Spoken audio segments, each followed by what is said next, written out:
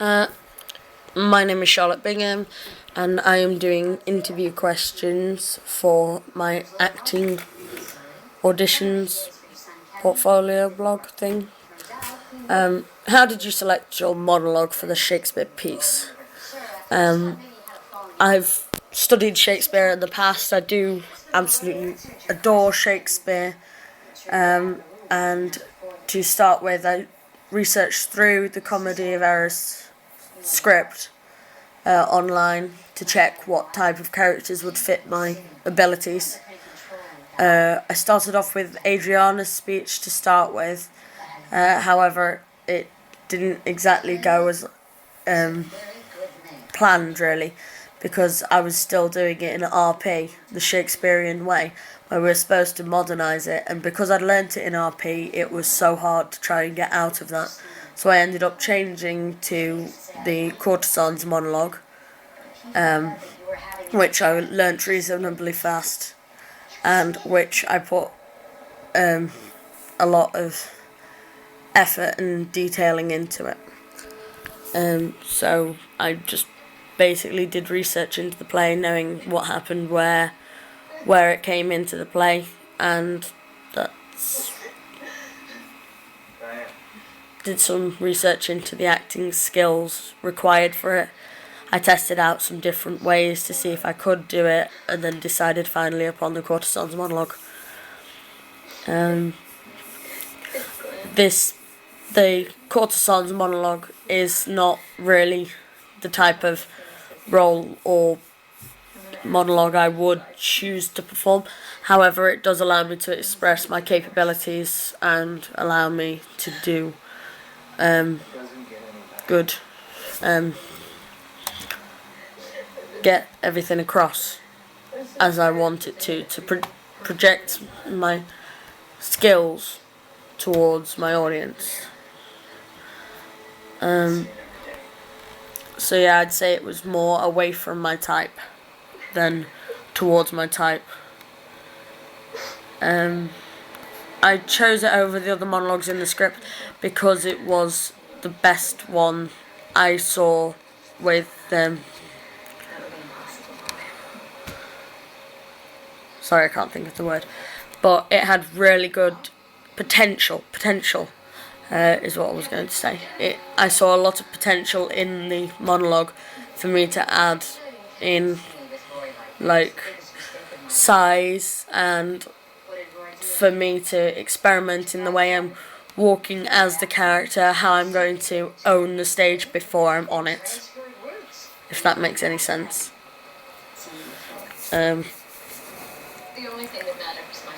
Compare and contrast the monologues you decided against to the ones you chose, and say why you favoured it.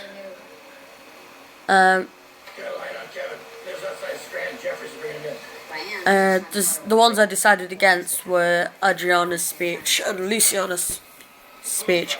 I was going to do Luciana because that was very towards what I'd usually go for. Innocent, kind, and very sweet type person, but slightly sneaky and conniving.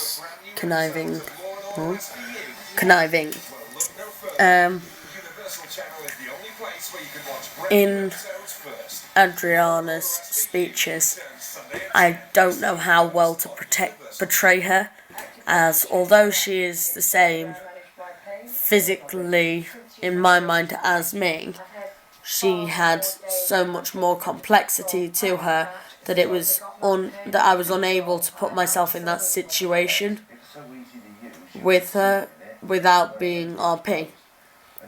I wouldn't have been able to hook my audience fully because I would be thinking about my lines, and although I'd know my lines, I'd always be worried to stumble and then my character still be there but having nothing to say in a very complex moment. As Luciana, I could have done it, however I didn't feel it was the best option to show my potential and my skills.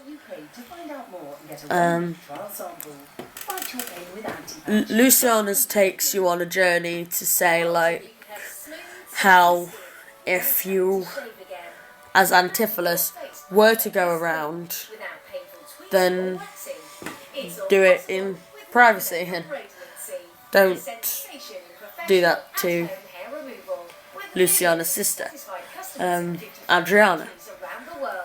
Adriana's speech takes the audience on a journey,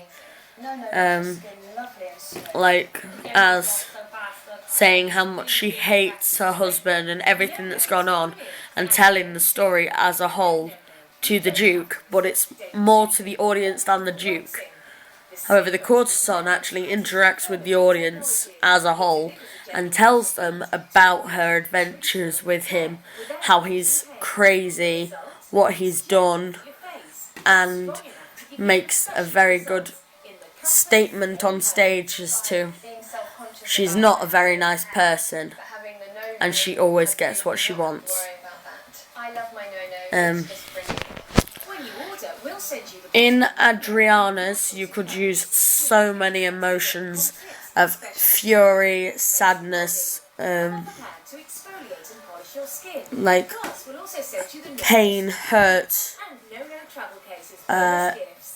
frustration, when anger towards her husband, frustration in more, why has this happened, why is it all happened now, and why of the entire situations. The sadness at the fact that she has to ask people for help against her own husband, and her worry for him. However, she's also embarrassed because she has to tell the Duke. So that would take you on a giant journey with emotions. Luciana is very good for also showing emotions. You could be upset and angry to start with, to Antipholus of Syracuse, or is it Ephesus? Anyway, to one of the Antipholuses that's actually out of town, that's never met her before, that's never met Adriana before, and you could show the sadness before she gets to him, the anger building up in her until she realises he's not going to understand, he's not going to care, and then it's frustration and sadness again, and then she has the idea, which could bring out a snide, conniving side to her, like that idea, the emotion of being proud and excited by having this slightly despicable idea. The vocals as the characters always varied. Adriana would be more upper class but easy going type accent, if that makes sense. But at the same time, she's supposed to just be like a stupid Mardy girl. Well, woman. So I would give her a very upper class British accent because that's what I see her as. As Luciana, I would give her a slightly more common accent. More like a Bakewell accent, or a slightly upper class but quite common. So it'd be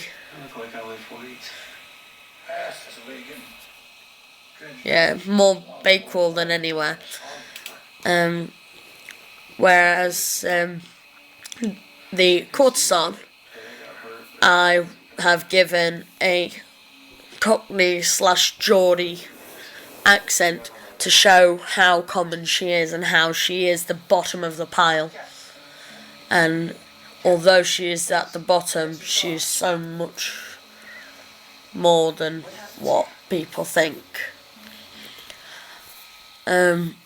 Physically, I could show Adriana the best, I think, with her movements. However, the courtesan also had a lot of chances in it to move around and to put on a constant pose, which was hip out, hand on hip, and slightly pouty to the side. Because she's basically a prostitute. So she's very swinging her hips, very flirtatious, very wavy towards people, like inviting them in. And she's very crude. So at the start, I did not understand at all about the sexual innuendos that were actually in there until the final examination.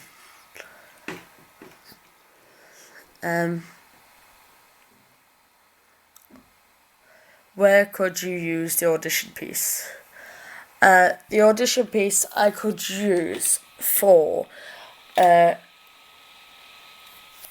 there's a few universities and drama colleges that I could use it for.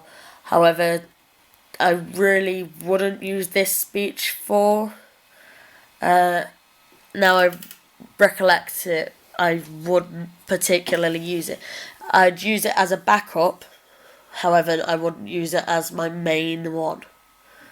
Because although it is great for expressing character, it might put a stereotype on my abilities.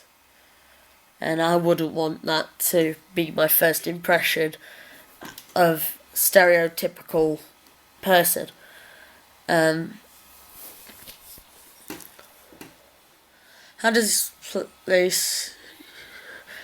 this piece display style and skills needed to play a niece of melodrama verb in theatre?